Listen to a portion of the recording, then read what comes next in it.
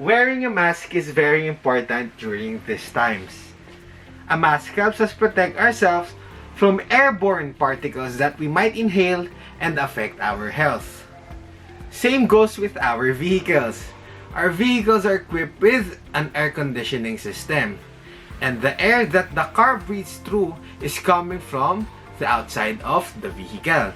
So that's why cars are equipped with cabin filters. Replacing the cabin filter is often overlooked by car owners when maintaining their cars. So how does a cabin filter work? A car's air conditioning system doesn't have its own supply of air. Just like any air conditioning system, it sources the air outside of the vehicle. So cabin filters are usually located on the blower motor housing of a car. Before the air reaches the AC vents in the cabin, it passes through the cabin filter first so that the suspended dirt, dust, allergens, and pollutants get trapped on the cabin filter and does not reach the cabin of the vehicle. So I have here a sample of what a cabin filter looks like. So this one I'm holding is an original or a stock cabin filter. Usually a stock cabin filter is made out of an electrostatic material only. It gets the job done in filtering out unwanted particles. However, this may not be enough to filter out all the unwanted or the bad elements that may go inside of the vehicle that can affect our health. So that's why ACDelco developed the multifunctional cabin filter. Yung filter na to is gawa sa 3 layers. And kahit marami siyang layer, hindi naman napigilan yung hangin na output ng ating air conditioning system. So maximum airflow is achieved when using this filter. So ano nga ba yung 3 filter niya? So the first layer is what we call an aggregate layer. So dinesign ito to trap allergens, bacteria such as the Staphylococcus aureus, which causes pneumonia, and E. coli, which causes diarrhea and fever.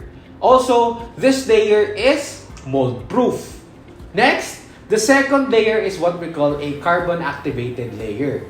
So this layer filters out all the harmful gases that goes through the filter, such as the carbon monoxide. Lastly, the third is what we call the electrostatic layer. So, this layer intercepts the fine dust or fine particles up to PM 2.5 so that superior air quality is maintained inside of the cabin of the vehicle.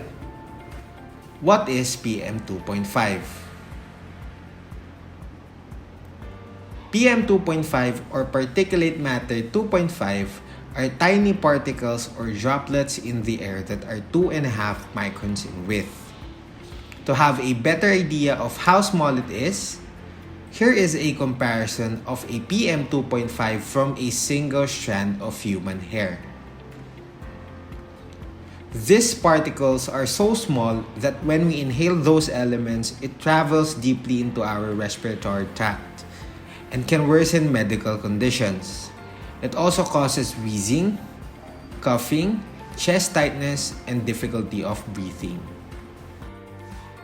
So the ACDelco multifunctional cabin filter does not only filter out unwanted particles, it also keeps the air you breathe safe and healthy. So choose ACDelco for your next cabin filter change.